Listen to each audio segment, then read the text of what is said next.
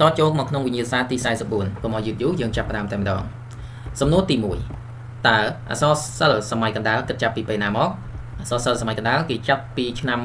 1431ដល់ឆ្នាំ1862អក្សរសិល្ប៍សម័យទំនើបគេគិតចាប់ពីពេលណាមកគឺគេគិតចាប់ពីពេលឆ្នាំ1863មកដល់បច្ចុប្បន្ននេះបាទអញ្ចឹងការបរិច្ឆេទនេះបងប្អូនឃើញទេណាបាទបន្តមកទៀតឈុតជាអ្វីឈុតនេះនៅក្នុងអត្ថន័យអក្សរសិល្ប៍ណាបាទអញ្ចឹងឈុតគឺជាសាច់រឿងដែលគេរៀបចំឡើងមានច្រើនឆាកចុះឆាកជាអ្វីឆាកគឺជាសាច់រឿងដែលជាផ្នែកតូចបាទរបស់ឈុតមានន័យថាឆាកនេះគឺយកឈុតក្នុងឈុតមួយមានឆាកជាច្រើនចាំមានន័យអញ្ចឹងណាអញ្ចឹងឈុតគឺជាសាច់រឿងដែលគេរៀបចំឡើងមានច្រើនឆាកដល់ពេលឆាកវិញគឺជាសាច់រឿងដែលជាផ្នែកតូចរបស់ឈុតអញ្ចឹងវា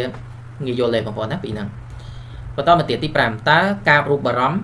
បាទការរូបអារម្មណ៍វិធីមានប៉ុន្មានការរូបអារម្មណ៍វិធីមាន3គឺវិធីបំភ្លឺវិធីពង្រៀងនិងវិធីត្រឡប់បន្តតើវិធីបំភ្លឺជាអ្វីចម្លើយវិធីបំភ្លឺជាវិធីដែលកវីឬអ្នកនិពន្ធប្រើពាក្យសម្ដីឲ្យលើសពីការពិតមានន័យថាបំភ្លឺលើសពីការពិតតែក្នុងគោលបំណងបង្ហាញសច្ចភាពណាមួយឲ្យមានកម្រិតខ្ពស់បំផុតឬទាបបំផុតប៉ុណ្ណោះបានហើយវិធីបំភ្លឺគឺវាលើសពីការពិតចាំប៉ុណ្ណឹងវិធីពង្រៀងវិធីពង្រៀងជាវិធីមួយដែលអ្នកនិពន្ធឬកវីចេះនិយាយពង្រៀងដោយប្រើកន្សោមពាក្យក្នុងការសម្គាល់បញ្ញត្តិណាមួយហៅថាវិធីពង្រៀងបាទបន្តវិធីត្រឡប់វិធីត្រឡប់ជាបដិរូបមួយដែលស្ថិតនៅត្រង់ការប្រើពាក្យឆ្លោះគ្នា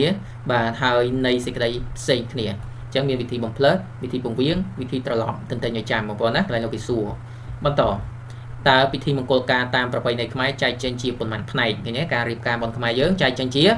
3ផ្នែកគឺមុនពេលរៀបការពេលរៀបការនិងក្រោយពេលរៀបការមុនពេលរៀបការចែកចេញជាប៉ុន្មានទៀតបាទអញ្ចឹងមុនពេលរៀបការចែកចេញជា3ទៀតមានចែកចៅ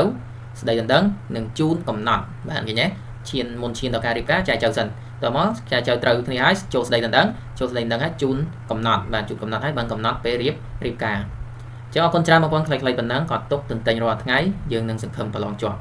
បងប្អូនចង់រៀនតាក់ទងមកលោកគ្រូបានណាឬក៏ចង់បានឯកសារត្រៀមបាទតាក់ទង Telegram មួយនេះបាទយើងចាំជួបគ្នានៅវិញ្ញាសាបន្ត